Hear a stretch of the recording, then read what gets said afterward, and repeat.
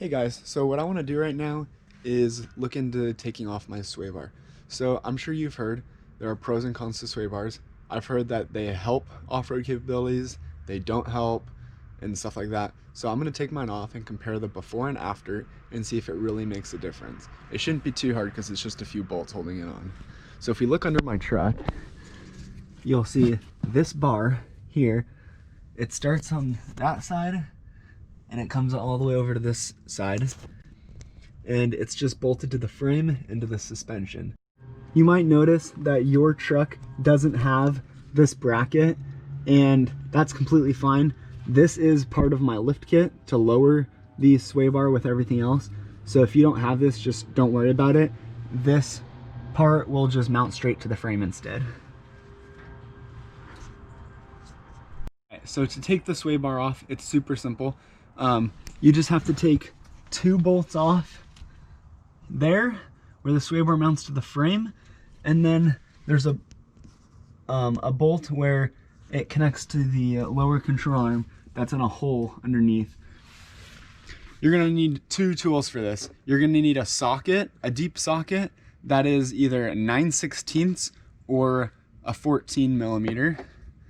And then you're gonna need a short socket that's either a 13 millimeter or a 1/2 inch. And then a wrench to go with them.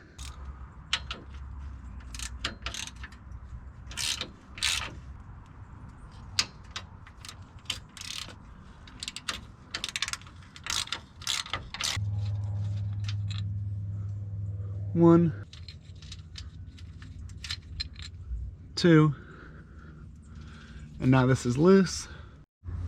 And now we're gonna look at under the lower control arm. There is a hole here with a nut in it, and we're gonna take that off so that the sway bar can be disconnected from the lower control arm.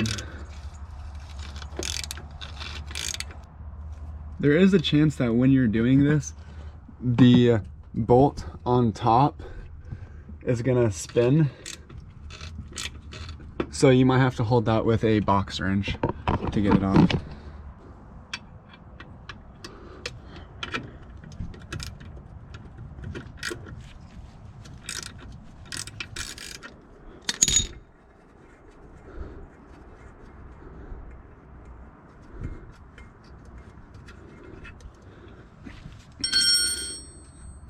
So this is the bolt I just took off. It should just be a little nut thing.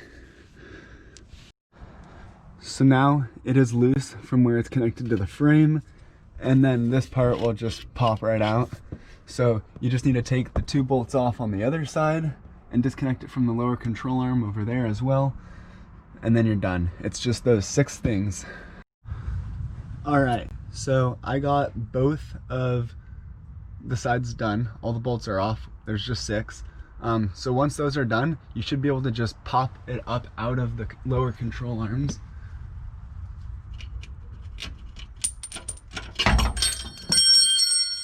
And when you do that, just watch out for these washers and bushings. There's 2 washers and 1 bushing that are sandwiched like this that are on the bottom. So when you pull it up out of the control arm, these might fall out.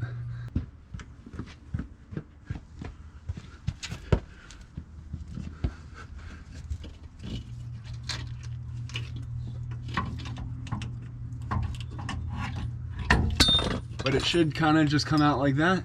It shouldn't be too complicated. And this is what it looks like when it comes off. It's just this curved bar with these bolts coming out of the end. And now it's off.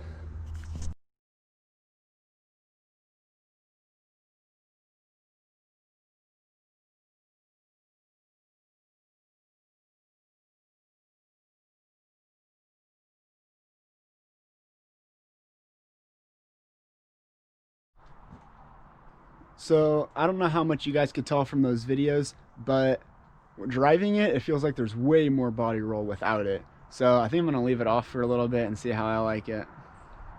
Thank you guys for watching this video. I hope you enjoyed it. I hope that helps if you guys are in between taking it off or leaving it on. So if you guys do end up taking it off or leaving it on, feel free to go in the comments and tell me why you did so. I'd love to hear your guys' ideas. Have a good one, guys.